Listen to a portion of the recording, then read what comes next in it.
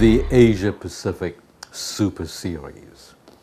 Now, is this really on?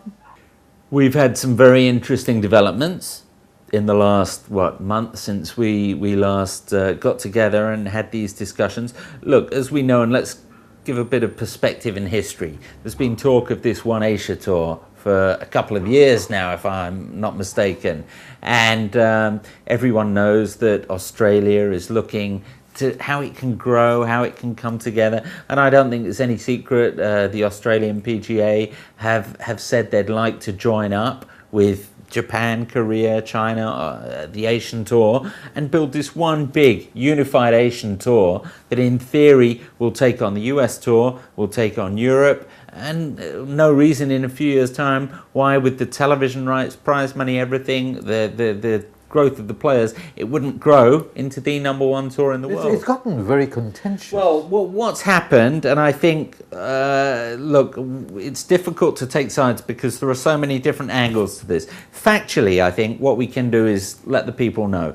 I think it was January the 23rd, there was an announcement from the PGA of Australia, the China Golf Association, the Korea Golf Association, and the Korea PGA, announcing a series of 6 events that they are calling the Asia Pacific Super Series. It will have 3 events in China, 2 in Australia, 1 in Korea. It's listed them, which I think surprised a lot of people, because it tees off with the Volvo China Open, which is in Shanghai, I think, in April. But that's on the Asian Tour calendar, isn't it? Well, it's a joint sanction with Europe. This is why there's a lot of different angles. Now, I think within 24, 48 hours of this announcement coming out, the Asian Tour came out. Sheila Han, the executive chairman, he was fiery. with a very stern statement, and basically, again, as he's done before, accusing the Australians of coming in and saying how much they need to. But why accuse the Australians? When the Koreans, the Japanese, the Chinese have endorsed the thing. Well, they have. I think the perception among Asian Tour is that it's been driven by the Australians. And again, look, the Australian Tour is not the strength that it used to be. It has great tournaments, don't get me wrong. The Australian Open and the PGA Championship, which are, funnily enough, the 2 events that have been named as the last 2 for this inaugural Super Series, are world-class events with world-class roll of honours. So anyway, the Asian Tour have come out and hit back and said, look, we are the sanctioning body for golf in Asia. They say we have a 30 tournament schedule. We have 39 million, 40 million in prize money.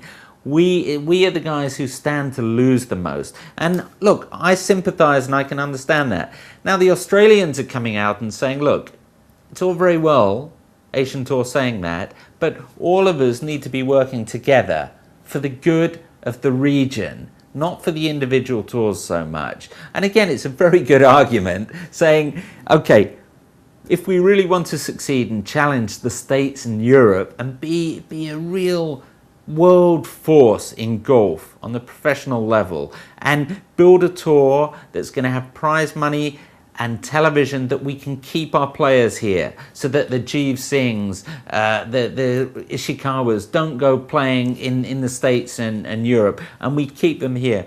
You have to all come together and work as one, a unified circuit. And, there's a strong argument that commercially, that's the way companies are going to go and budgets are going to go. So, look, the Australian Tour, the China Association Korea, they've now come out, they've launched this schedule, issued this schedule. It's going to be fascinating to see how it plays out. Look, there's going to be some blood on the floor, unfortunately. And we just hope that everyone will come together in the end, because potentially for Asia and the Asia Pacific region, it's a very exciting time. Okay, I see this as a continuing saga that's going to take on the proportions of another Peyton Place. Spencer, thank you very much for that insight. And I think for the good of the game, it makes a lot of sense for good sense to ultimately prevail and to embrace the series. And I think there's enough action to go around for everybody. Wouldn't you say so? Yes, it's just, again, there are so many different It's parts of the politics. it's politics. But again, look, it's how do you split up a field? Which tour gets how many spots? How do you qualify for that? Officials, where do they come from? Who's running this? Who's doing that? There's a lot of big egos involved, a lot of people who again, when they obviously have potentially can lose things, you can understand why they're going to be cautious and maybe a little bit defensive. But look, it will happen at some stage, and they're saying that I think the announcement that the Australians and the Chinese and Koreans put out was saying 2010 will be the big launch. This is kind of the lead-in, the hors d'oeuvre, if you like.